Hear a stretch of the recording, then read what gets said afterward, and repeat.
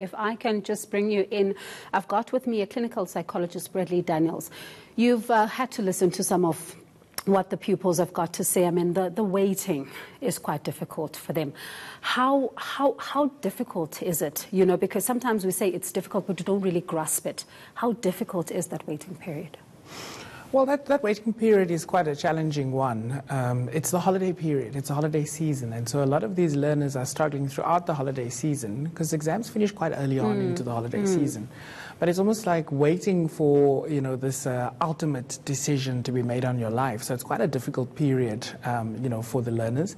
And I think particularly, as we heard one of the learners say there, they really have to spend a lot of psychological sort of energy to try and sort of keep the anxiety at bay and to still try and be involved in sort of the holiday festivities. So, you know, it's a really challenging time for learners and for families. Let's not forget that learners, you know, often are not alone in this game, and so that parents and guardians are quite involved in trying to make sure that their children get the best result that they possibly can. And do you get a sense that most of the pressure sometimes comes from the fact that these results are so public? Well, I think that is something very real that we need to look at in terms of the results being public. But usually the results are still listed by numbers, so that sort of gives some sort of anonymity. But if we look at you know, how those decisions were made in the first world, for example, in the USA, where there was a clear court case that said that it was important that the educational results were private, because it does create a competitive or performance example. So if somebody could see your name and your surname, you know, it makes it very clear who you are. Or, you know, I think in the day where it was like people didn't see your name published in the newspaper, so what does that mean? And sometimes there's room for error. So there sometimes is very dire consequences for having the results so public.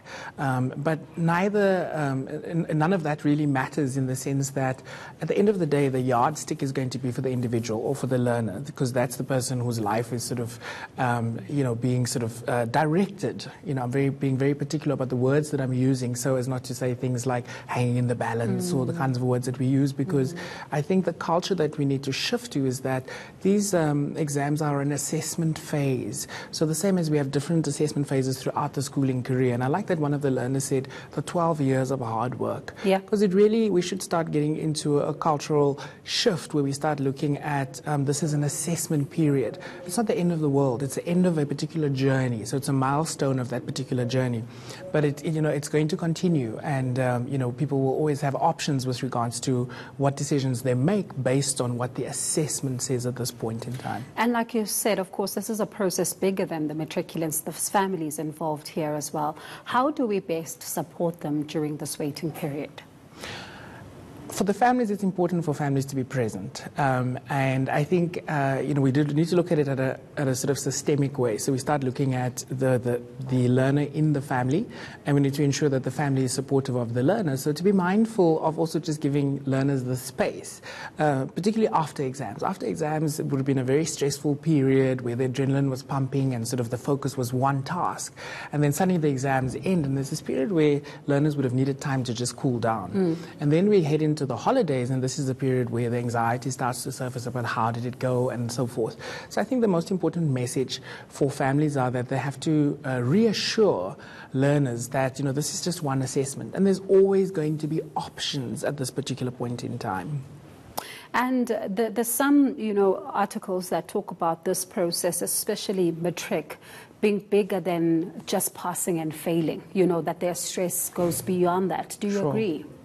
I agree that what happens is that this is it's also a benchmark, or a milestone rather, for the next phase of their lives. And that next phase on its own can be quite daunting, and that can sort of raise a lot of anxiety.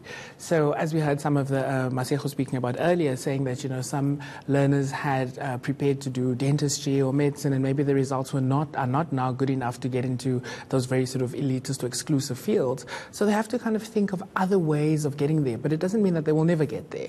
So it may mean something like, if your math results are not good enough, it may mean that you may have to rewrite, or you may have to do a supplementary, or maybe you didn't get that close to 100% that you wanted, but perhaps you got the 80 and that was good enough. So we also have to get to a culture where we say, we are impeccable in what we achieve as opposed to being perfectionistic, because the two are quite different. Yeah, and now, you know, as you talk about that, it's a very critical thing, that thing of being overwhelmed, you know, and not knowing where to go should you not get that result. What practical things can matriculants who are finding themselves overwhelmed about the next phase of their lives, what can they do in order to try and get their minds out of that? So the question itself is a bit, it's almost the horse is kind of coming way after the cart, really. Because this is what we need to start changing in society, and that's where I think the talk needs to happen. We tend to go into crisis mode for exams. We tend to have several educational institutions. For example, we heard about the adjustment of the mathematics paper. Adjustments happen all the time in assessments. However, it does set this culture that we're trying to fix things. And actually what we should be doing in the education system, we should be preparing learners throughout the process for this sort of this milestone. But also it's not just for Matric. We're not preparing citizens, because that's what we're looking at. We're looking at potential future citizens, not just for Matric or for university. We're preparing them for life, for future generation. So we need to look at enhancing how we decide which competencies are important for life.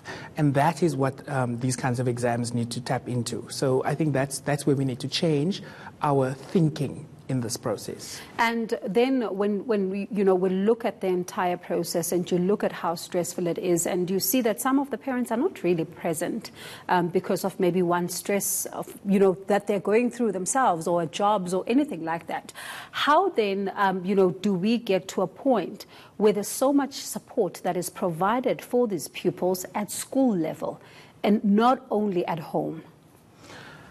That's going to be quite a controversial discourse to go into, because the results we're talking about today are the independent examination boards. So that normally is private schools. So if you look at the history of South Africa, that means it's a certain economic class that's going to be there.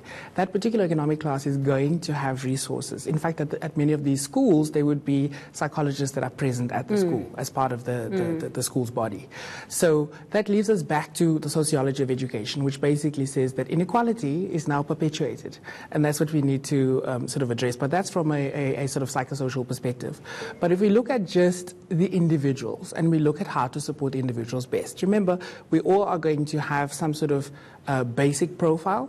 And so, for example, if somebody was already struggling with one or other mental health challenges, and they may not have been extreme, but they may have had depression before exams, they may have had anxiety before exams. So that's already the puzzle of which this is building.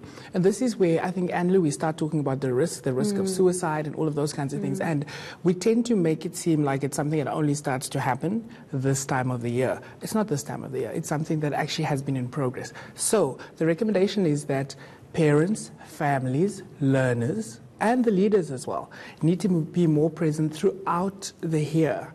It is really counterproductive for us to suddenly be present the following year for something that has already happened. So we need to change the mindset, and it needs to start at the most basic levels. It needs to start at the family level, and it needs to progress all the way through into sort of our broader institutional and governmental, sort of the educational space. That's where the thinking needs to shift as well. Definitely a conversation that we need to continue having as a country there. That was clinical psychologist Bradley Daniels.